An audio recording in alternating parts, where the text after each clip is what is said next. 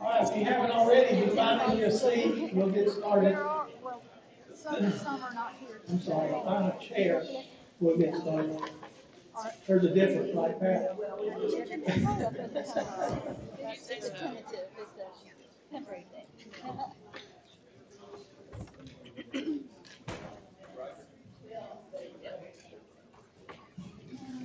Hey, Christy.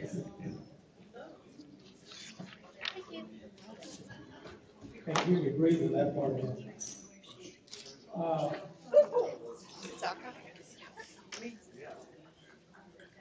Jackie, welcome officially.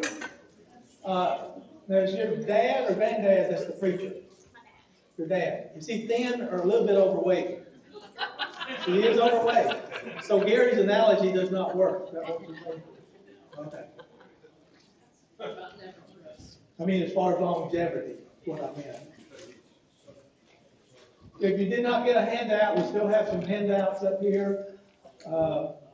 We run out, we can always go make some more. That's no problem. Before we get started, I want to say Happy Grandparents' Day to all the grandparents. Today's official Grandparents' Day. You didn't know that?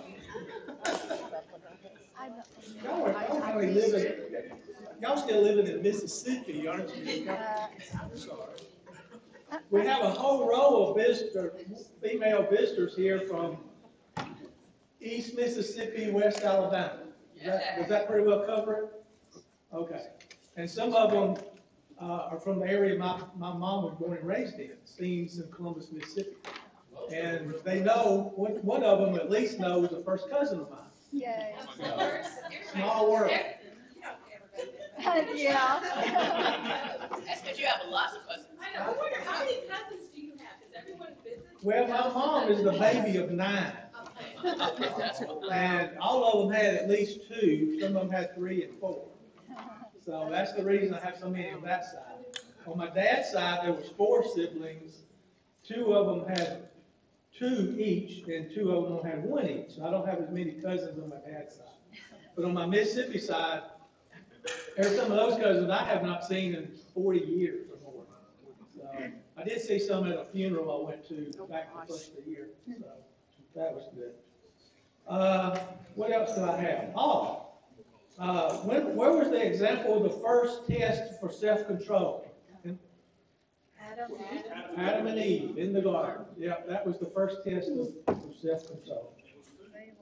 Huh? Yeah, they ate the marshmallow. Technically, yeah. They ate the marshmallow. What do you blame so? There are 3 types of people in the world: those who can count and those who can't. Yeah. So, you waiting on the 3rd type? And Those who don't care.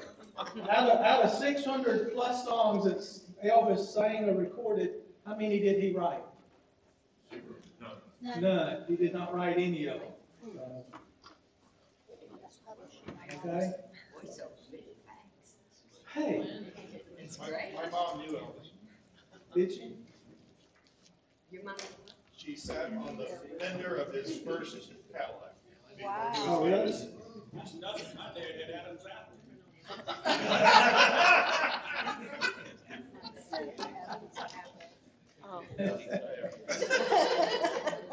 I know a guy that he's dead now, but he worked at a bank in Memphis back in when Elvis was, kind of coming along, and he actually turned Elvis down for a loan.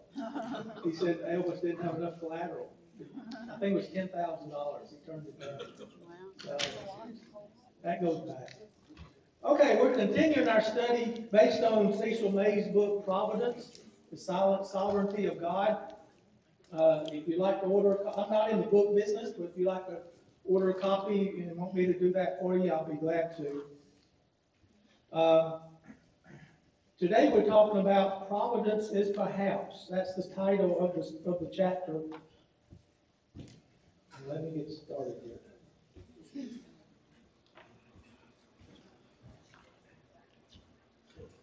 It's not recorded. Anyway, Dr. May, in the beginning of this chapter, he starts out with a conversation. First person says, glad to see you. Will you be at church Sunday? The reply comes back as, yes, if I'm not providentially hindered. And how many of you ever heard this statement? Communion at the Sunday night service is offered to those who were providentially hindered from the Sunday morning service. You ever heard that statement before? If you're old. Really? If you're old, you've heard it. Yeah. Pat's not old. She's never heard of it. That's not Pat or Bob. So what do you think people usually mean when they speak of being providentially hindered? What is people referring to? What are they referring Something to? out of their control. Something that was God's will. Out of something that, out of God's will? Or something that God In God's will. getting Okay? To say that someone is providentially hindered means that God put the hindrance in front of them. Is that right? Is that what we're saying No. when we say providentially hindered? That's the way I understood it. Okay, we're going to unpack that, so hang on. The word providentially is an adverb with the root word being provide, which means to supply or make available. The word hinder means to make slow or difficult or even to take back or prevent.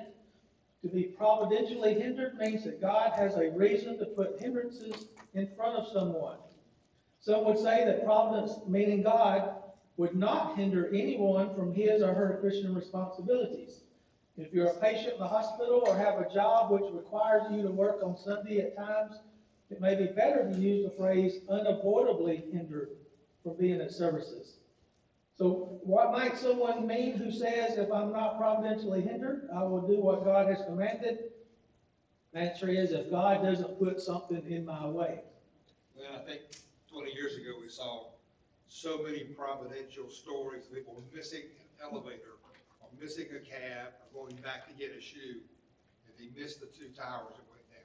Yeah, Something happened. there's all kinds of stories like that, yeah. Especially not with relation to 9/11. But even Pearl Harbor, I've heard some stories about Pearl Harbor being the same type, yeah. John, do you have your hand up? Oh, okay. So what are some conditions for hinder? Paul was sometimes hindered from doing what he had planned to do for different reasons. Speaking of plans that were finished, example was preaching in regions where others had not been, and other plans that had yet to be completed. Example is delivering a contribution to the saints in Jerusalem. And he said we have in Romans 15:22, that this is the reason why I have so often been hindered from coming to you. That's English Standard. Paul wanted badly to return to the persecuted church in Thessalonica, which he had to leave hurriedly under duress from the persecutors, but Satan hindered him. That's in 1 Thessalonians 2:18. So when Paul was hindered from doing something he had planned to do, in one case he was hindered by his personal choice to do other things, and in another, Satan hindered him. In instances involving us, it might be either of those 2 reasons, or it might just be other circumstances that hinder us. Ecclesiastes 9:11 says, time and chance happen to them all. Or it might be providence, considering James' words in James 4:15, if it is the Lord's will, we will live and do this or that. We talked about that in the last class when we were talking about James. So, any questions so far about providentially hindered or conditions that hinder? I'm going to Macedonia. That wasn't hindered by the devil. Okay? That was the spirit. Okay? Wouldn't let him go. Okay? Any other comments? For you visitors, I'll read a section, then we stop and talk about it. Okay? So if you have something you really want to say, raise your hand or just holler out. Get my attention, whatever it takes. Anything else? Anybody else have something else? So always remember, God is in control. God never operates providentially in any way that is in conflict with his nature or his revealed will. That statement's from Wayne Jackson, who's part of the Apologetics Press in Montgomery. Some of you ladies have talked about Apologetics Press lately, haven't you? We mentioned it in the ladies' class. Okay, that's what I mean. They weren't paying attention. They don't pay me any. Okay.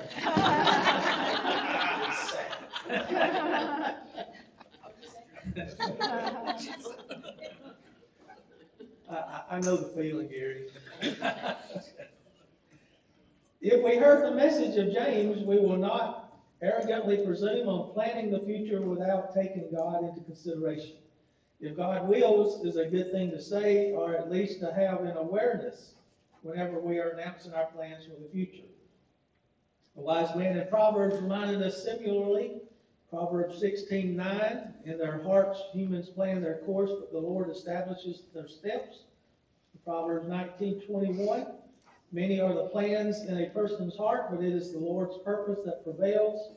And in 27:1, do not boast about tomorrow, for you do not know what a day may bring. When the Scottish poet Robert Burns realized while plowing a field that he had uprooted and destroyed a mouse's nest, scattering her little ones, he wrote to a mouse, this now famous poem contains the often quoted truth, the best laid schemes of mice and men gain adly, is the actual quote. Huh? That's the actual quote, right? But in American terms, often don't work out. The devotional classics, the Imitation of Christ, usually ascribed to Thomas Kempis, has the famous line, for man proposes, but God disposes. The Latin phrase Deo volente means God willing, or its abbreviations DV was once used frequently, especially in writing when someone's intentions for the future were stated. We should find ourselves also unable to say anything about the future without some kind of qualifying phrase such as Lord willing, or at least if all goes well. And to modernize that, what is our modern day term? Instead of God wills? Huh? No, I'm talking about, let's modernize. Let's go to South Alabama. What would we say? The creeks don't rise. The creeks don't rise. And that's Creek Indians, not the Creek Rivers, right? Now, going back to the Deo volente, they say back in like the Revolutionary days, a lot of people would write a letter or an agreement or something, and they put DV behind at the end or either behind their name. And that's what they were saying was God willing.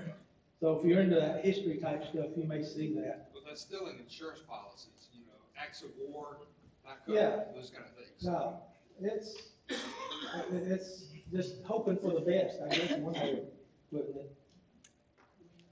So when Paul stopped by Ephesus briefly, intending to return on his next, which was his third journey, he did the same in Acts 18:21. As he left, he promised, I will come back if it is if God's will. James's point is not so much to get us to say a particular thing as it is to remind us that we are not in control and that God is. Any questions about God being in control? Or comments? Luke has this grin on his face. I'm afraid to follow up If with you it. think you're in control, you're the Oh, next yeah, thing. yeah. But yet we want to think we're in control a lot of times, don't we? Yeah, but if we're in control, we're responsible. If we're not in control, we can blame it on somebody else. That's right. You're right. Anybody else? Don't worry, we're going to slow down in a minute. So the principle, perhaps, suppose you wake up on Sunday morning with a fever of 102. You probably do not attend worship that day, or perhaps you're on your way to worship and one of your tires has a blowout and the spare tire is also flat. It is obvious that you are not going to get the car operational until after worship is already over. Are these examples of being providentially hindered? We have one no. Do I hear a yes? Well, the car is just poor planning. The fever, you really may not have control over it. Okay? Well, So were you saying it's providentially hindered? If you ran over a nail on the street as you're pulling out your driveway, you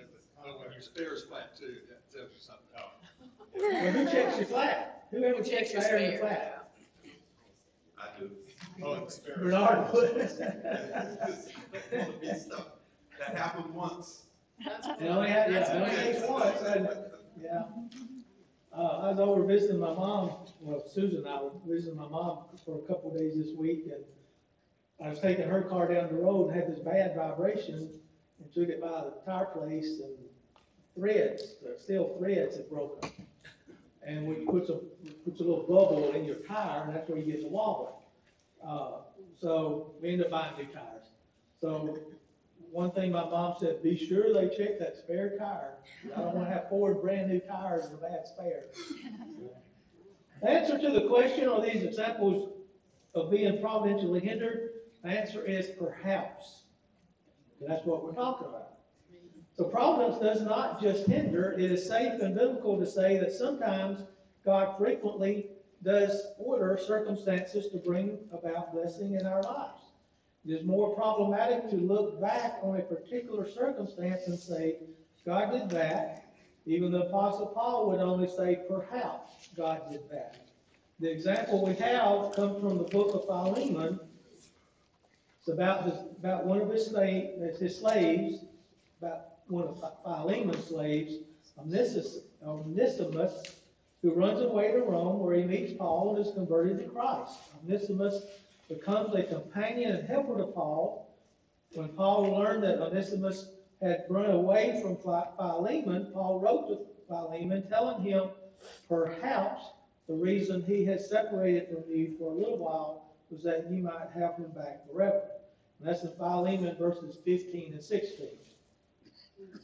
To escape the command to kill all male Hebrew babies, Moses' mother put him in a reed basket, the edge of the river. His sister Miriam was charged to stay nearby. Moses was found by Pharaoh's daughter, who accepted Miriam's offer to find a woman of the Hebrews to nurse him. Was this providence? Yes. Yes. Good planning. Good planning? Perhaps. At the most, yes. At the least, perhaps. So in the book, Cecil mentions that there were a series of circumstances, several seemingly coincidental, which brought about his appointment as dean of the B.P. Black College of Biblical Studies at Faulkner University. When he mentally recounted them in his mind, he sees perhaps the providential hand of God.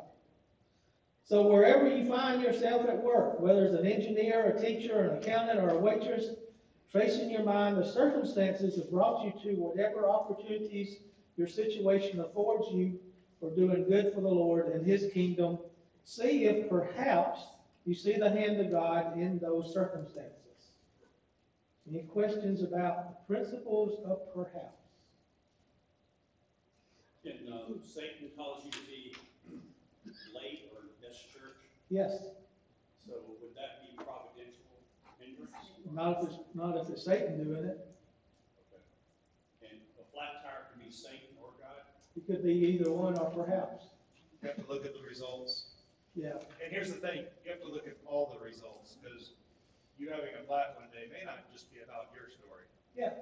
It may be the guy that you met while trying to fix it, who pulled over and just decided for the first time in his life, I'm gonna help this guy. Yeah. And he didn't know where the, What if you just are, like a lot of people feared they would get COVID?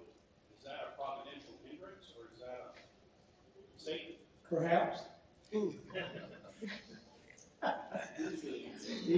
This is an easy subject.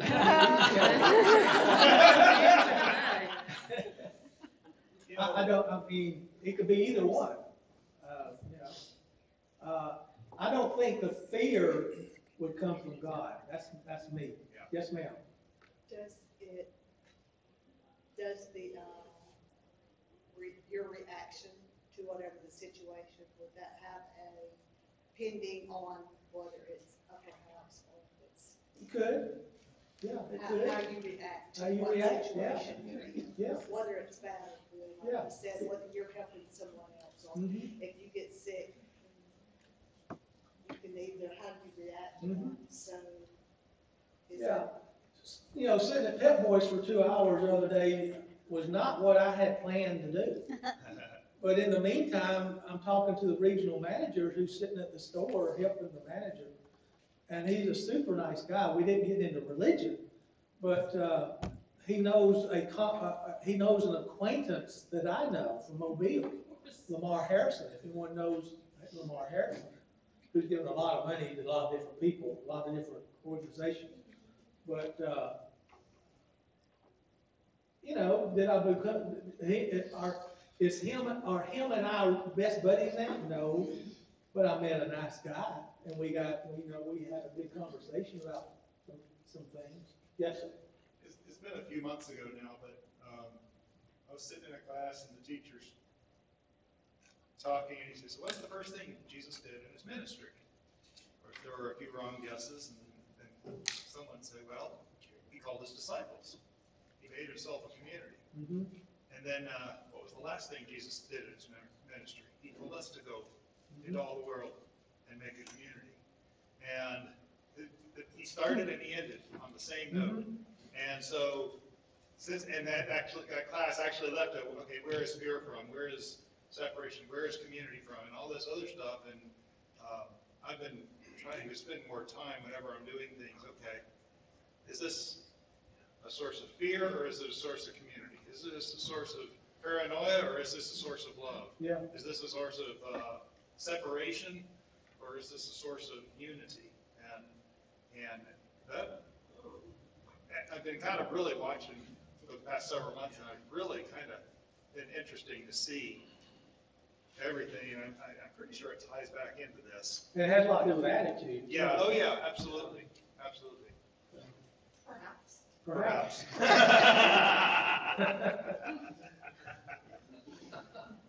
Rob?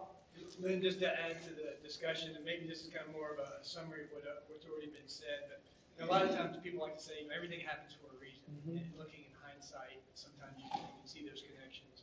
I think perhaps, Yeah. right, sometimes there is just randomness and things could happen. And there really couldn't be a reason behind it. Similarly, like it's been said, it could be that it was God's will that it happened, or that it was Satan maybe blocked it or it intervened as well. So we know that He is at work in this world. Yeah. So anyway, I think my takeaway is we have to be careful about assigning with certainty reason to things happening. We need to keep an open mind about it. And regardless, I think one of the ladies over there mentioned this.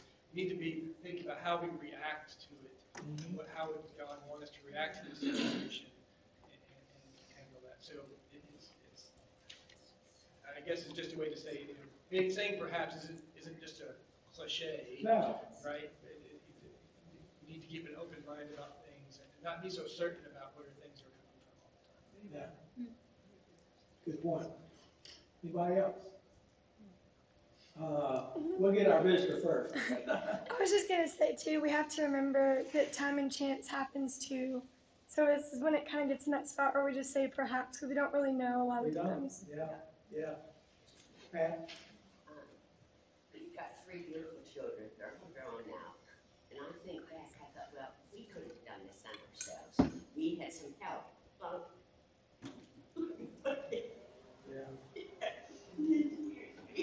It's okay. so this is God.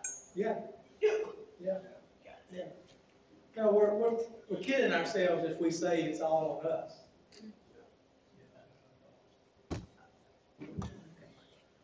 One thing, kind of piggybacking on what you said, I've heard this example. When you drive down the road, you're having a good trip, everything's going fine.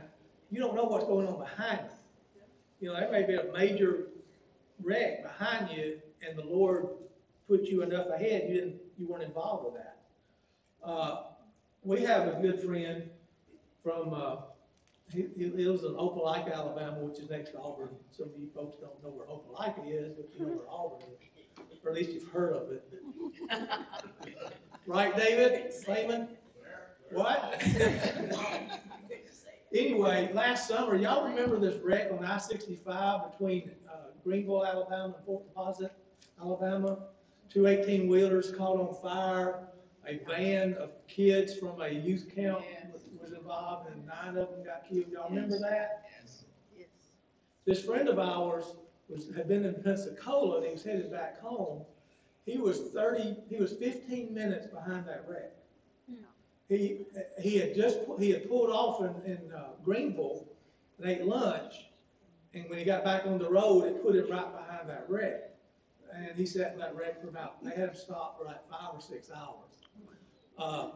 He said, if I had not stopped and ate lunch, I would have been ahead of that. Now, who caused him to stop and eat lunch, which delayed him and put him behind all of that? Was it God? Depends on what he ate. He ate at Bates Turkey House, if you want to be. Was it God, Larry?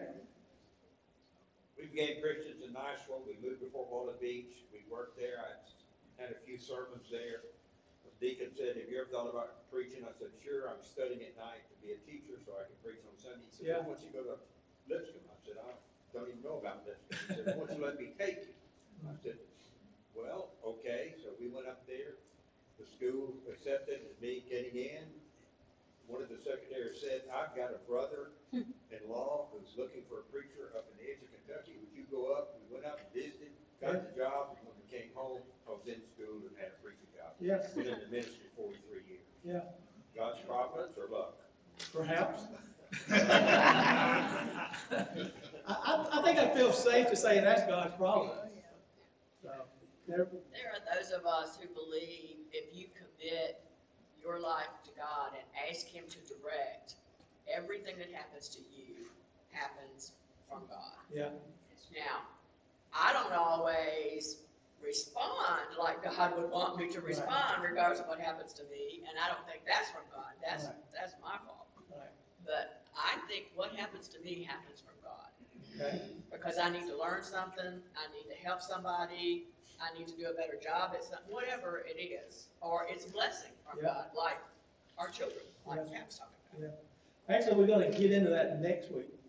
Remember what we talked about next week? Free will. Providence and free will. So we'll look at that. Yes, ma'am. I think as a Christian, everything that happens in your life, whether you were pleased about it or not, you tend to look back on it and say, that was meant to be. God directed me, that was supposed to happen. I know I reflect on everything. You know, if you're trying to buy a house and you don't get it, but you get another house, and then you say, I'm glad I didn't get the first one because I like the second one better, just everything. You know, God's hand is involved. And that goes back to what David was saying, your attitude. I mean, you could come back and say, well, I wanted this house, you know. There's nothing else out there except for this one. But then you realize there's another one with already above ground gardens, you know, and you're a gardener, and it already has above ground gardens. So, it could be something better, right? Yeah. Oh, yeah. We have an example. Okay. Gary's the detail person, so he can help with the story. When we were moving down to Florida, it was Gary and myself pulling a trailer, and then our oldest daughter and her little boy and Zachary. And everything that could have happened before we could even get out of town, even from like car trouble, trouble with an engine, kept delaying us. And it was getting so frustrating. I think probably more for Gary because he was just, you know, let's get there. And it gets to a point where it just becomes hilarious. You just go, okay, God, what else? Yeah, you know, yeah. because you're like, what in the world? Yeah. And as what state were we going through when it was the major accident? Arkansas. We were coming through Arkansas and we were delayed for 6 hours on the interstate with kids, with pets. And we found out ahead of us was, You can, Gary, you can speak out loud if you like. He does this to me. I do the exciting part. We did it. So, there was a major accident on a bridge with semi-trucks. I believe it was 6. They caught fire, and there were many fatalities. And other people may go, "Whoo, we were so lucky." And I'm the type of person I go, "No, God stopped everything before Yeah. that. I believe that. All these problems ahead All of these time led up to problems it. Because we were so close Yeah. to where that accident Yeah. took place. Yeah. And that's the way it gives me chills. But the flip side of that is, if the transmission hadn't gone out in our Suburban and all these other things, we could have been ahead of it. I'm half full, he's half full. But I believe we were delayed because God delayed us. Yeah. I believe that. Yeah. He would also eat the marshmallow too, so. So in conclusion, look carefully then how you walk, not as unwise, but as wise, making the best use of the time, because the days are evil. That's Ephesians 5:15 and 16. As you do that, God's providential care will be with you, regardless of whether you recognize it in particular instances. So the first question, what kind of things besides providence may hinder our plans? Pretty well. Stay tuned next week. Okay, what happened to Paul? He had a thorn in the flesh. Yeah, but when we were talking about Paul earlier, what? Personal choices. All right, he had personal choice or Satan. Yeah, one instance, he said Satan blocked. Yeah, one instant was Satan, another time was his personal choice. So what objection do some raise to the idea that anyone might be providentially hindered from being, this is just an example, from being at a congregational assembly? In other words, why would God hinder someone from going to church? That's the question. Because maybe he meant for you to help that person and tell them about God. Yeah. I've heard people comment who got to a service late with a flat tire, and they said, you have no idea how many cars I see in the parking lot that pass me by that couldn't be bothered to stop and help me. You know, and they got in like, as the quote goes, the last amen was said. Right. So, and that convicts me a lot. Am I supposed to stop? Am I supposed to help? You know, you could ask the same question, why would God want anyone to get sick? You know? Does he want people to be sick? Perhaps. But you're assuming that God caused a sickness when you and I know that's I'm not not the saying case. he caused it, I'm not assuming anything, I'm just asking the question is, you could say the same thing. Sometimes it's the power of God to be demonstrated, like in Naaman.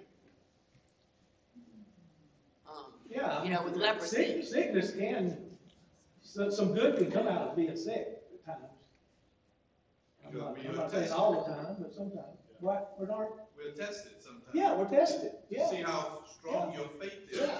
We've talked about it before, not only in my classes, but other classes. Yeah.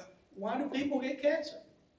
There's a reason there usually, sometimes. You can say the same thing about flat tires. Exactly. You can say that was a trial that God wanted Yeah. to test you. Yeah. Dan, Yes, sir. I was just reminded yesterday, our daughter, Casey, her best friend, her mom was a flight attendant for Flight 93 that crashed in Cornfield. Oh, really? Yeah.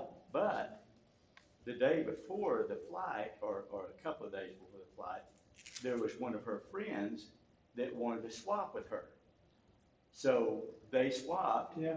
My daughter's friend lived, but her friend that took her place died. So how do you, Yeah. I mean, that's a, Yeah, that's a hard one. I can't call that one. I don't know. That's like what Deborah was saying earlier about around 9/11. We hear a lot of stories like that. yeah. I mean, World Trade Center people, had to were running late, dropping their kids off at school, made them 30 minutes late, saved their life. I don't have an answer. Yeah. There's not one. No, I have read an not that we would I understand. have read an article that responded to where was God Yeah, on 9/11, Yeah. and that there should have been like 15 or 20,000 people in those two towers, and there was right at 5.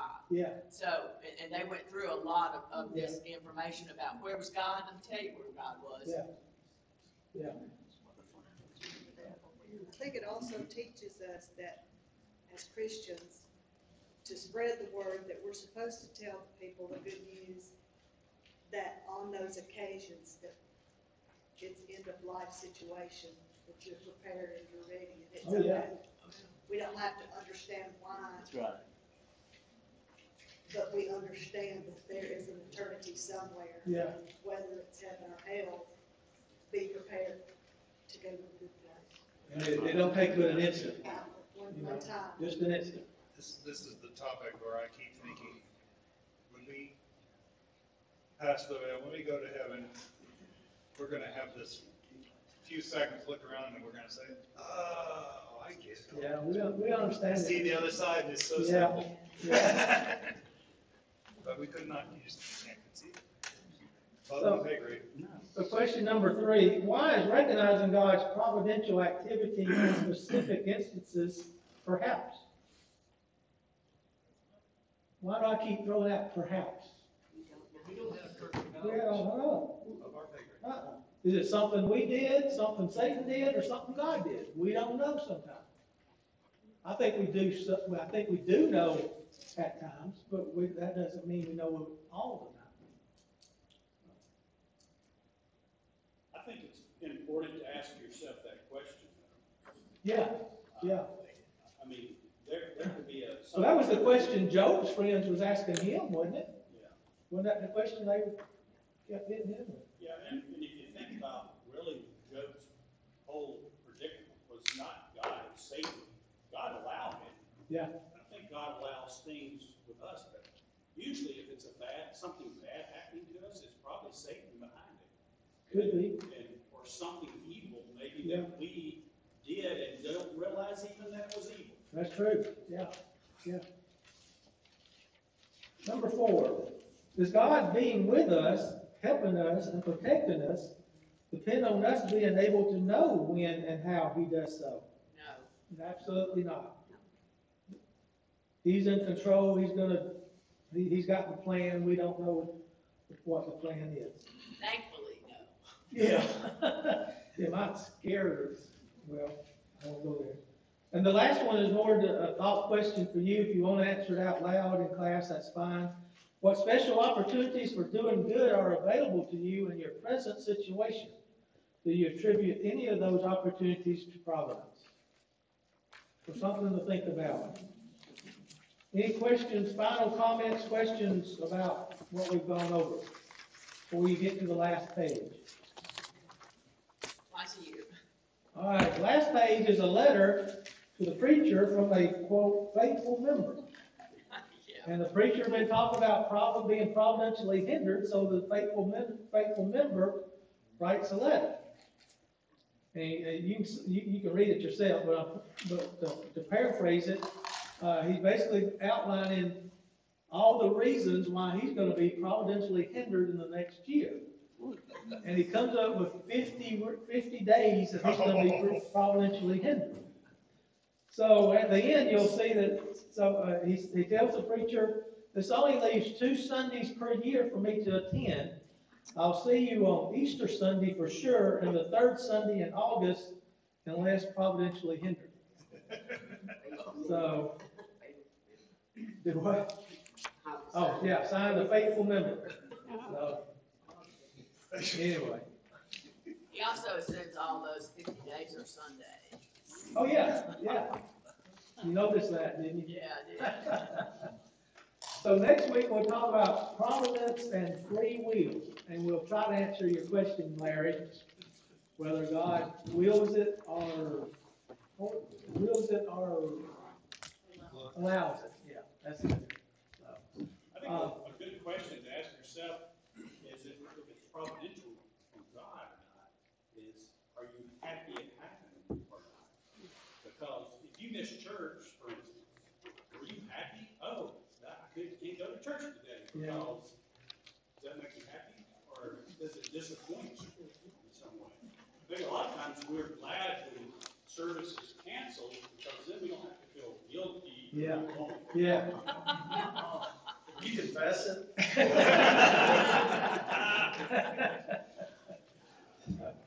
Any other questions, comments? Whatever. 3 minutes. I'll let you out early. No, you're not. Oh, I'm sorry. Hey, so last week I mentioned in my sermon something about boiled peanuts, okay? Because I was boiling peanuts and everything. Some of you don't like them because you have no taste, and that's okay. Some of us have more sense. I didn't mention you guys. Yeah. You grew up in Alabama. So, yeah, mine are not slimy, as someone said. Never. Plenty of salt, so if you have blood pressure issues, take your meds. I only had a couple of people who asked for any. Lynn, who has reminded me a couple of times this week.